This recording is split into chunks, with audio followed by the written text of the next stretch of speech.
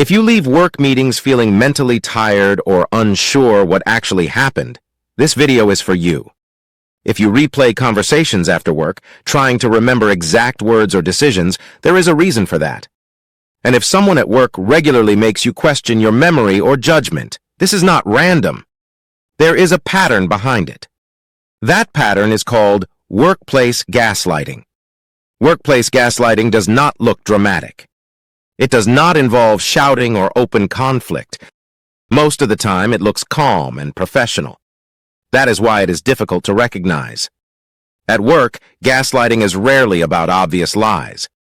It is about creating enough uncertainty that you stop trusting your own perception. Here is how it usually starts. You ask a clear question in a meeting.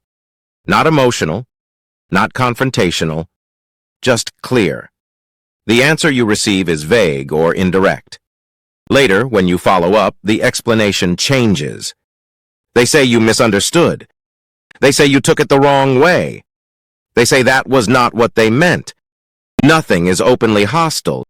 Nothing is easy to prove. But something feels off. Over time, you start adjusting yourself. You choose your words more carefully. You explain more than necessary. This is not insecurity.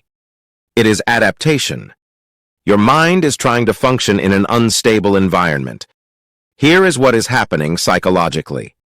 The brain depends on consistency to stay oriented. When information keeps shifting, the brain looks for the error.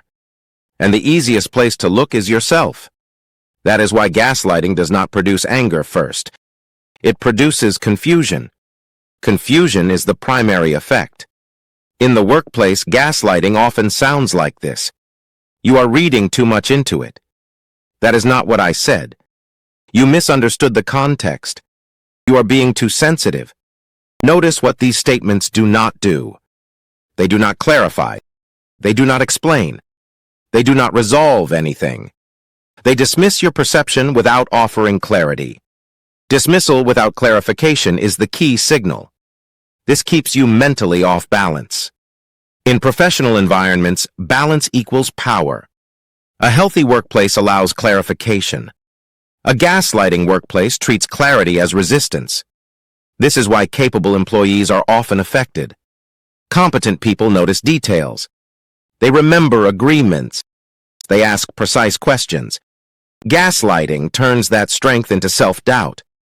Over time, something subtle happens. You stop documenting. You stop following up. You stop trusting your instincts. Not because you lack ability, but because every interaction feels mentally expensive. This is where many people make a mistake.